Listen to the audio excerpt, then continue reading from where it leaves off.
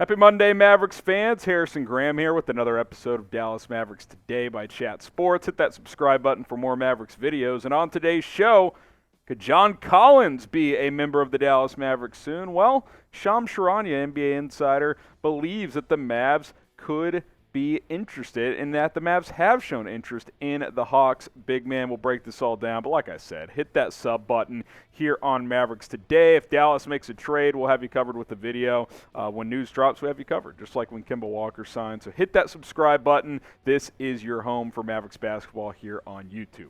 All right, let's get to Shams here. Then I'll bring in producer Jeffrey Cooperstein in a moment. He says the Hawks have had several teams in the Collins market, such as Utah, Washington, Brooklyn, and Dallas. Sources said Atlanta has not shown interest so far in a potential framework that would contain Brooklyn's Joe Harris. Those sources said Phoenix has a desire for Collins but does not appear inclined to take on the forward, who is in his second season of a 5-year, $125 million pact. So, Coop, I'll bring you in. Initial thoughts on potential interest in John Collins, as Dallas has certainly been linked to him before. Yeah, they've been linked to Collins multiple times in the past. I think he's a really good player. I think he's an upgrade over Christian Wood, especially on the defensive end. I'm not sure if the Mavs have the ammo to get him in a trade, but it's something that I think the Mavs would take a look at, and it's one of those things where we know the Mavs need to make a move on December 15th, which is Thursday. So maybe they make a move then, but maybe they wait a little bit. I think Collins would be a good fit for that kind of move. What I find interesting is I will agree that Collins is an upgrade over Christian Wood, but considering Jason Kidd's lack of interest in trying to max out Christian Wood, are we just supposed to believe that he would try to do so with Collins? I guess since he's better defensively, he's a guy that could close for you, so maybe that would be part that could of help. Thought process. I guess if you're Atlanta and you're okay with trading Collins, maybe a trade around Christian Wood is somewhat appealing because he's expiring. So if you're the Hawks, exactly, you would have maybe not a full max slot, but some cash to work with next offseason if you wanted to add a third piece next to Trae Young and DeJounte Murray. But I don't even know what a trade would look like. We'll explore some trades later on in the show, but I certainly think that this would be interesting. I also want to ask you one more thing here in a second, but I do want to ask the audience this first. Would you trade for John Collins? Type Y for yes, type in for no. Let Coop and I know in the comments. This will be the pinned comment on today's episode. So if you get hit with the ad break, let us know down in the comments section. All right, Coop, what I wanted to ask is, okay, let's say you trade Christian Wood and some minor piece in a pick or something like that for John Collins. Is that the difference? Like, is that enough to make you a serious contender? Like, can John Collins be a number two? Because that continues to be the problem here, is that Dallas doesn't have a number two. Like, they have Luka and some decent role players. Even Jalen Brunson last year, we were saying, well, he'd be a great number three, but he's not a number two. So it's kind of like you still have the same problem you've had for a couple of years now.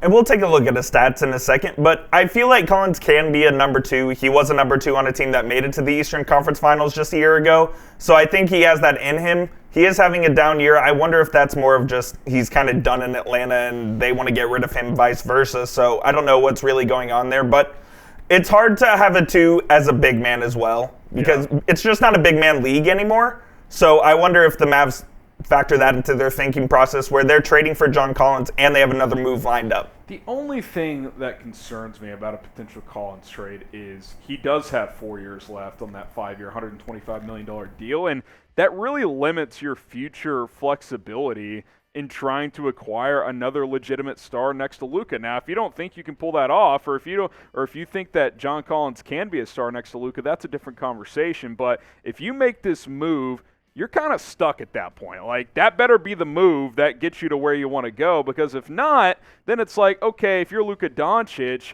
do you just hang out and say, yeah, me and John are going to get this done 2-3 years from now if it's not this year? It seems like a risk to me to make this move if you're Dallas. It's definitely a risk, but I think the Mavs feel a sense of urgency, especially right now, because they don't want to waste a year of Luka Doncic on this max contract, because they know that the clock is ticking. They know that they have to find someone to pair with Luka to be his running mate for the next 3 to 4 years. So they know it's taking. It wouldn't reek of a move in desperation, but it is a move that would show me a sense a sense of urgency in the front office. Certainly not a bulletproof move. Like, yeah. It's very possible if you make this move, it could fail. Does not work out Certainly. in your favor. So we'll explore some trade ideas and more discussion on John Collins in a second, but I do want to talk about today's sponsor, and that is Rocket Money. And some might say that John Collins would be a waste of money if the Mavericks traded for him, but if you really want to save money and not waste any of your own money, Rocket Money is going to help you do that by canceling any unnecessary subscriptions that you may have. Did you know that 80% of people have subscriptions that they have forgotten about? Maybe for you, it's an unused Amazon Prime account, a Hulu account that never gets streamed. There's this great app that Coop and I use that's called Rocket Money. It helps me keep track of my expenses, formerly known as Truebill, by the way. This app shows you all of your subscriptions in one place and then cancels for you whichever ones you don't want anymore. All you got to do is click cancel next to Netflix, Hulu, Amazon Prime Video, Xbox Live, whatever it is, and they handle it all for you. You don't have to be the one reaching out to whatever subscription company and dealing with that hassle. Oh, they try to talk you back into it. They'll give you a free month and yada, yada, yada. Then all of a sudden you're getting charged again. Rocket Money takes care of it all for you. Go to rocketmoney.com/NBA now. Download the app for free by using our link, rocketmoney.com/NBA now, and then use their services to help cancel apps. It's a great deal. You're going to save money, and most people actually end up spending over $200 per month on subscriptions, a lot more than we actually think. rocketmoney.com/NBA now.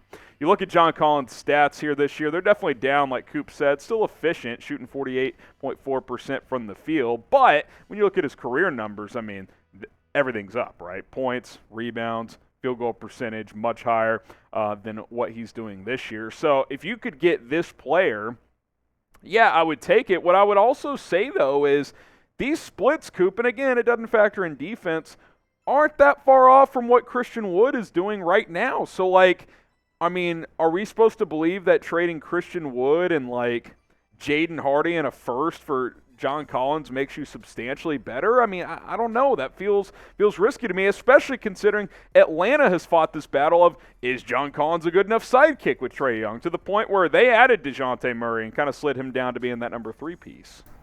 I'm not sure that it makes you a significantly better team, but what I think it does is it gives you security for having that second guy. I think Christian Wood's a flight risk. It could easily leave this offseason. Sure. So you get John Collins here, who has, I believe, 3 years after this left on his deal. So you're getting him, it's a longer-term play, I think. They might be similar players, but it's a longer-term play.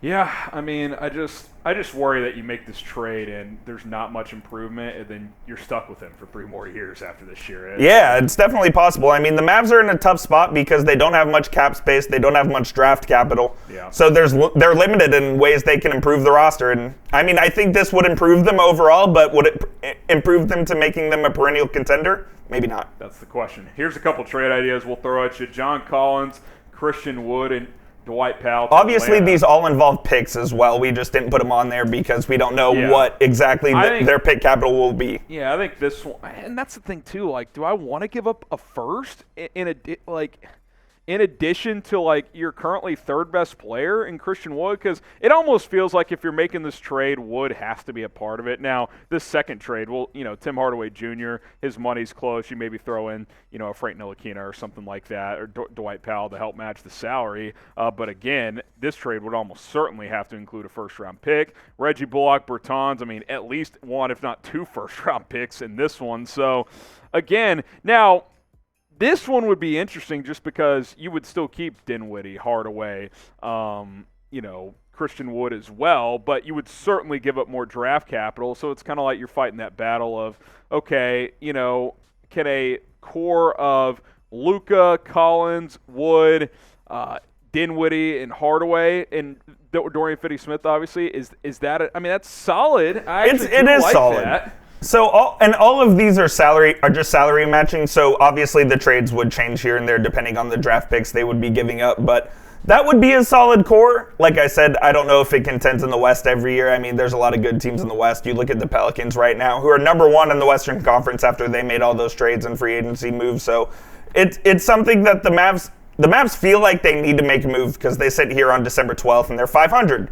And I think they feel a sense of urgency to make a move. I don't know if John Collins is that guy, but there are multiple avenues to get a good deal done with the Hawks. Yeah, and he's at least gettable, right? Like, he's someone that we wouldn't be shocked if he got traded. So we'll see what happens here. I think for the Mavs to take that step, I mean, they really need Josh Green to continue to improve. They need Tim Hardaway to, find some consistency. And make your free throws. Yeah, and that's another story. Mark Cuban came out today and said if this team was just league average, basically free throw shooting, this team would have 5 more wins, and he's not wrong. This is, I think, the 28th best free throw shooting team in the NBA right now. That's just not good. I mean, that's not going to be good enough. Let us know, what would you give up for John Collins in a trade? I like that third idea the best. I mean, you're definitely going to give up the most capital in that trade, but I would pull the trigger on that. I think, Josh Green has shown enough that if you had to move on from Reggie Bullock, I don't think that would be some huge loss. He just hasn't played well this year. Bertans doesn't give you much anyway. So I think that trade would appeal me for sure.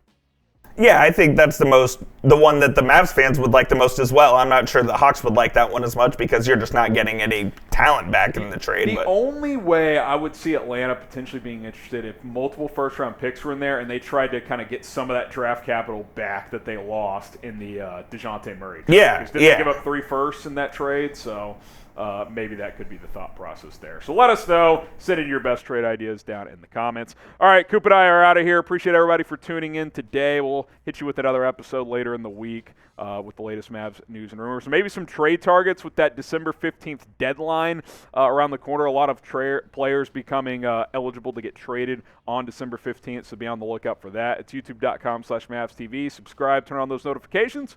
We'll see you next time.